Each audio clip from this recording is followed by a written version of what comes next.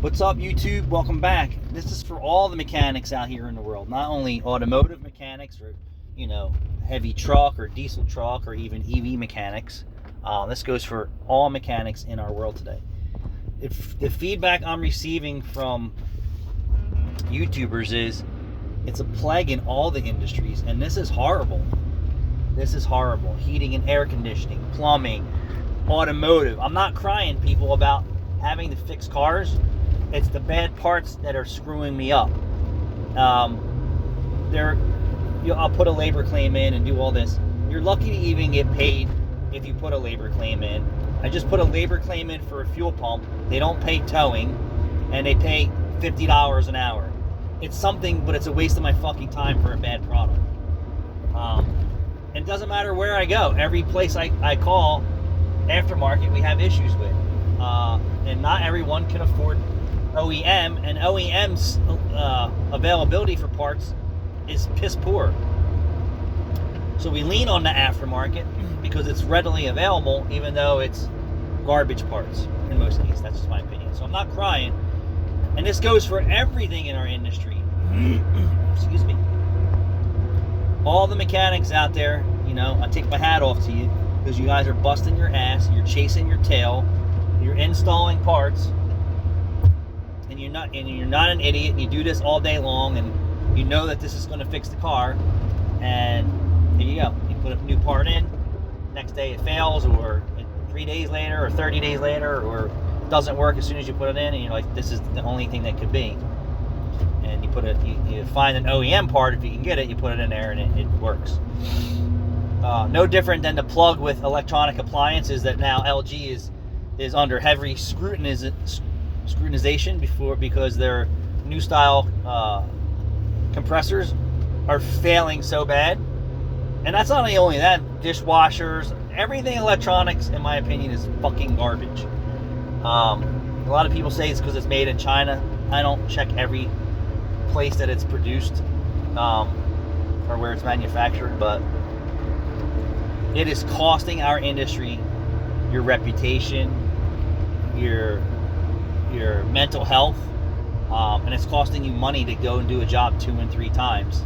And I even know some OEM part manufacturers, here you go, LG, that know that their shit's bad, and they put disclaimers on the boxes that no one sees, because when you get your appliance delivered, they take it out in the box, in front of you or behind you, and you're so excited to see it that no one says that you can't sue them. It has to be arbitrated. How about that? So we'll see how that works out. And you're talking to somebody, that has been complaining about this for the last 15 years, why do I have to keep buying a new refrigerator every 3 to 5 years, dishwasher every 3 to 5 years?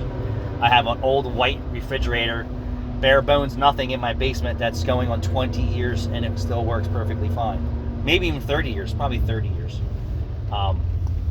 Bare bones white, I think it's GE, and it still works. But yeah, it's in everything in the mechanic industry or technician industry seems to be garbage. And so for business owners, right, you have to calculate the comeback nowadays, right? You have to calculate that in to, like, even with Ford and all these other manufacturers building cars. That car is coming back for something. That somewhere along the line an engineer fucked up. Somewhere along the assembly line the automation process screwed up. Somewhere along the line a programmer wrote some bad fucking code. Somewhere along the line a human installed something wrong or didn't do his job. So you have to factor those costs in. And I think that has a lot to do with why do you see so much shit as expensive? Roofs, plumbing repairs, electricians, all of them. Like, not only is the cost of materials ridiculous, the cost of labor now has risen so high. The cost of insurance, the cost of vehicle insurance, the cost of fuel, and now here you go, the comeback factor. Like, all right, I'm going to do this, guys. This heating and air conditioning system, and I know I'm going to be back in 30 to 60 days doing something for free. It's bad. Somebody in Florida was telling me that he had to go through, I don't even know how many AC compressors to finally get one that the pump would pump the right pressure. So in different climates, you can have a compressor that is a little off in the PSIs, but in certain climates, the compressor has to be 100% efficient, or you're not going to cool that customer's car.